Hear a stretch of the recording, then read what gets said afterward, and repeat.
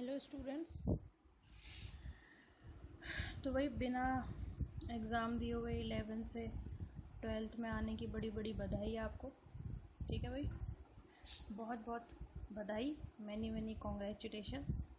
लेकिन अब आपकी 12th क्लास आ गई, बोर्ड की क्लास है ना भाई।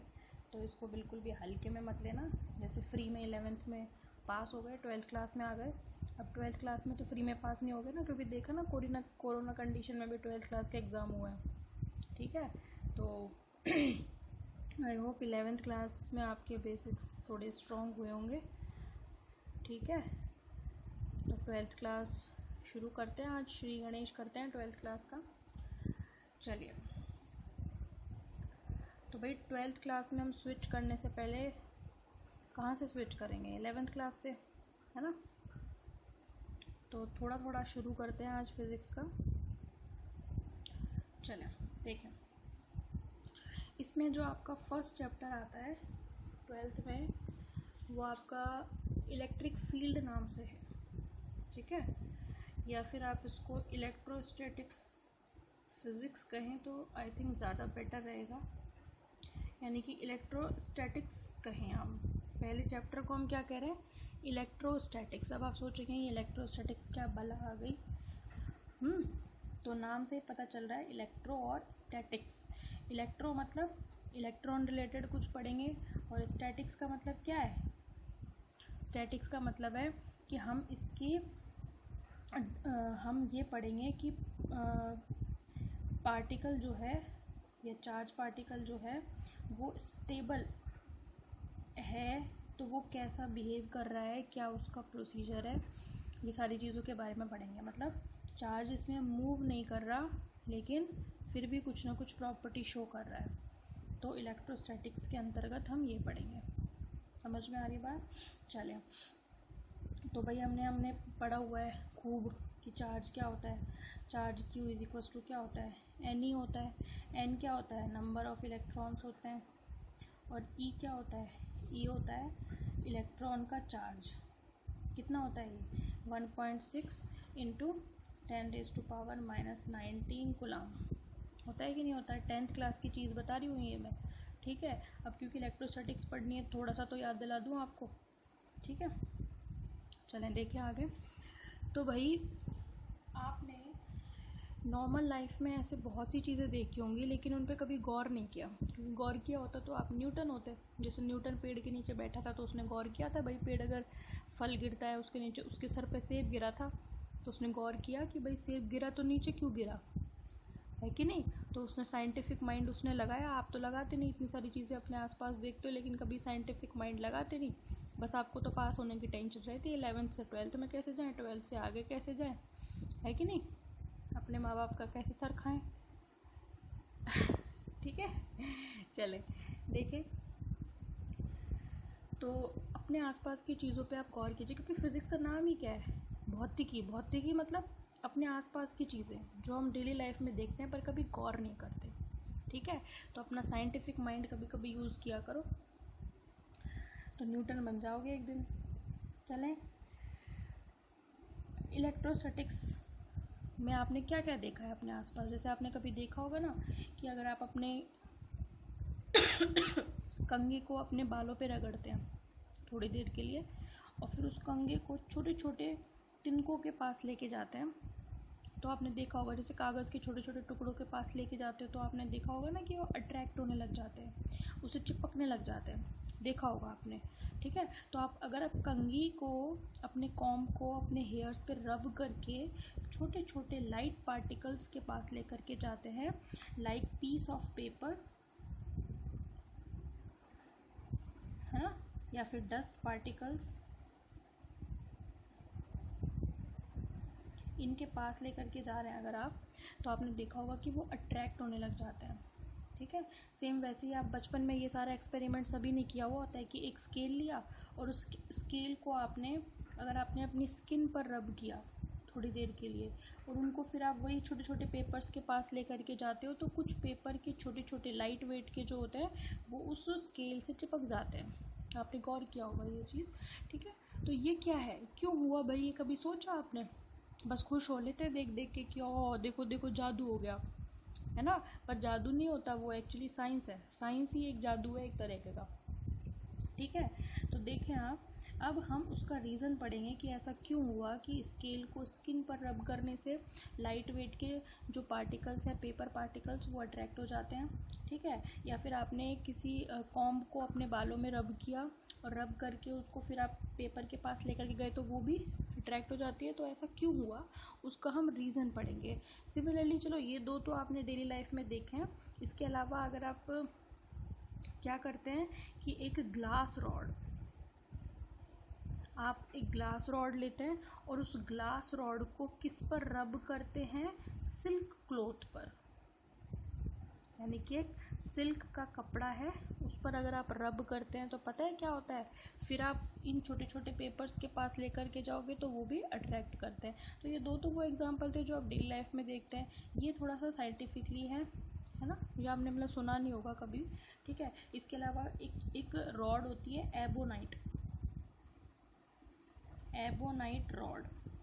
उस एबोनाइट रॉड को अगर आप रब करते हैं पता है किस पर, कैट की स्किन, कैट स्किन मतलब बिल्ली की खाल पर, या फिर आप उसके फर पर जब आप रब करते हैं तो भी यही सेम प्रॉपर्टी जो है वो नज़र आती है, ठीक है, ठीक है। तो भी यही सेम प्रॉपर्टी जो है शो करती है। तो पता है ये क्या कहलाती है, ये प्रॉपर्टी कहलाती है फ्रिक्शन इलेक्ट्रिक इफेक्ट। क्या कहलाती है, फ्रिक्शनल इलेक्ट्रिक इफेक्ट। यानी कि फ्रिक्शन आपने पढ़ा है ना, फ्रिक्शन लास्ट क्लास में 10th का 11th क्लास में आपने पढ़ा है कि फ्रिक्शन क्या होता है, ठीक है।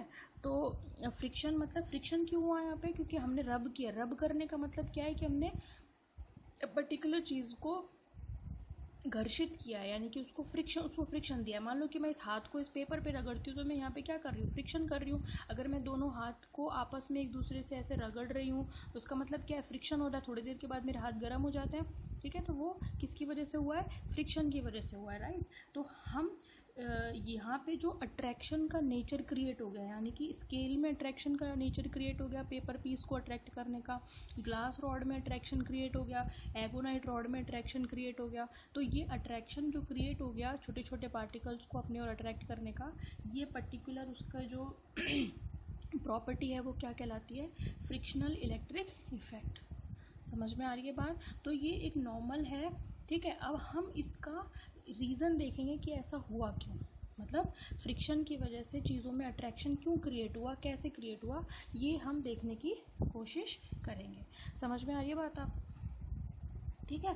तो इसको समझने के लिए हम क्या करते हैं, एक एक्सपेरिमेंट करते हैं, ठीक है।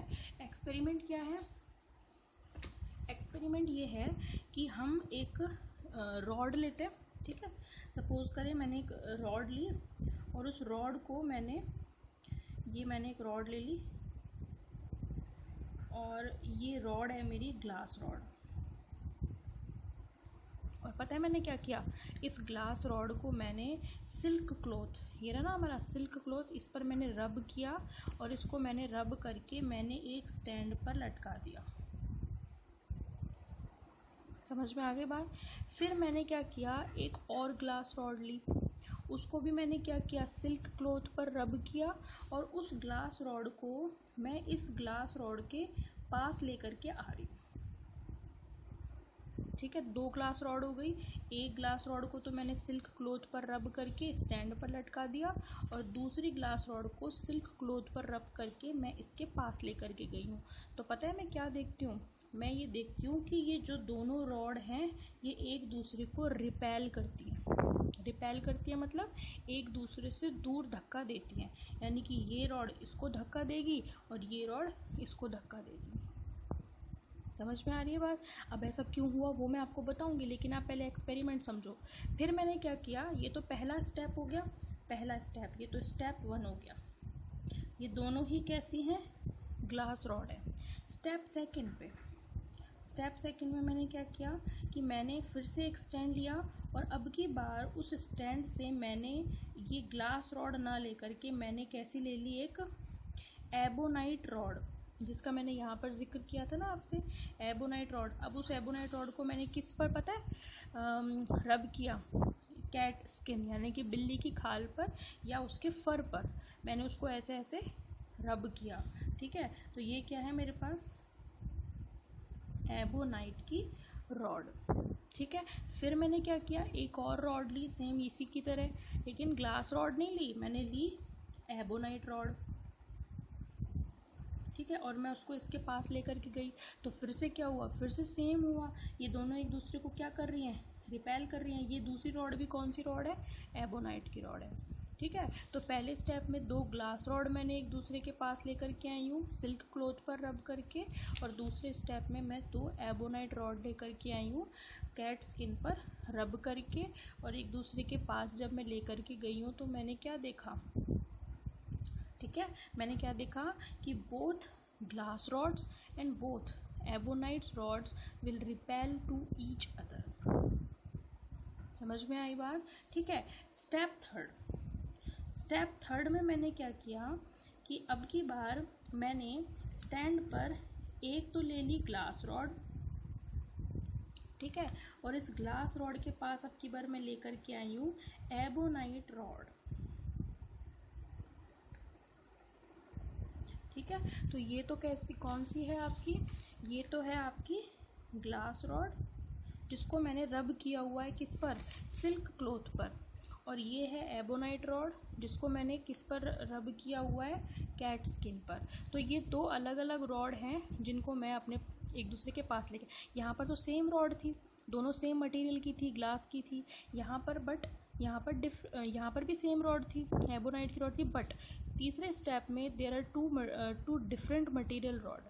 ठीक है, एक है ग्लास रॉड, दूसरी है एबोनाइट रॉड, और दोनों को मैं एक दूसरे के पास लेकर के आ रही हूँ। ठीक है, तो पता है आप क्या देखते हैं, हम ये देखते हैं कि ये दोनों ग्लास रॉड अब की बार एक दूसरे की तरफ क्या कर रही हैं, अट्रैक्ट कर रही हैं, यानी कि ये इसको अपनी तरफ अट्रैक्ट कर रही है और ये इसको अपनी तरफ। तो हम ये देखते हैं कि यहाँ पर तो दोनों एक दूसरे को क्या करती हैं, रिपेल करती हैं, यहाँ पर भी रिपेल करती हैं, बट यहाँ पर क्या करती हैं, अट्रैक्ट करती हैं। तो ऐसा क्यों भाई, तो पता है एक नाम सुना होगा आपने साइंटिस्ट का, बेंजामिन फ्रैंकलिन,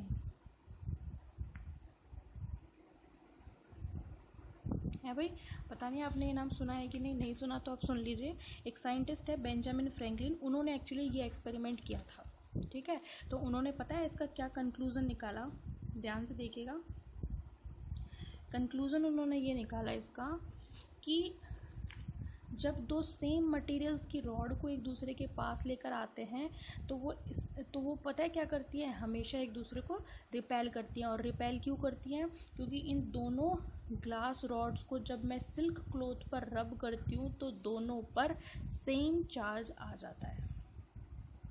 समझ में आ गई। उसने क्या कहा, उसने मान लिया कि ग्लास रॉड पर आ गया पॉजिटिव चार्ज और दूसरी ग्लास रॉड पर भी कैसा आ गया, पॉजिटिव चार्ज क्रिएट हो गया due to rubbing of rubbing with silk cloth. ठीक है, तो जब ग्लास रॉड पर सिल्क क्लॉथ को हमने रब किया तो दोनों पर सेम चार्ज आ गया, और हम शुरू से ही जानते हैं कि like charge always repel to each other. ठीक है, सेम एबोनाइट रॉड के साथ भी हुआ कि एबोनाइट रॉड भी सेम मटेरियल की थी और दोनों को हमने कैट स्किन पर रब किया था, तो दोनों पर भी क्या होगा, सेम चार्ज होगा। उसने कंसीडर कर लिया कि एबोनाइट रॉड पर नेगेटिव चार्ज है, तो ये नेगेटिव चार्ज इस नेगेटिव चार्ज को क्या करेगा, रिपेल ही तो करेगा। दोनों एबोनाइट रॉड है तो दोनों पर नेगेटिव ही तो चार्ज आएगा भाई। ठीक है, तो यहाँ पर भी क्या है, लाइक चार्ज है, तो यहाँ पर भी क्या है, लाइक चार्ज है, like charge always repel to each other, इसीलिए यहाँ पर रिपल्शन हुआ है और इसलिए यहाँ पर भी क्या हुआ है, रिपल्शन हुआ है। बट तीसरे स्टेप में हमने एक तो ली है ग्लास रॉड और दूसरी ली है हमने एबोनाइट रॉड, तो एक रॉड पर तो होगा पॉजिटिव चार्ज और एक रॉड पर होगा negative charge. We always know that opposite charge always attract to each other. समझ में आ गई। तो इस तरीके से 2 चीज़ों का ओरिजिन हुआ यहाँ पर। पता है वो कौन कौन से थे, पॉजिटिव चार्ज और नेगेटिव चार्ज।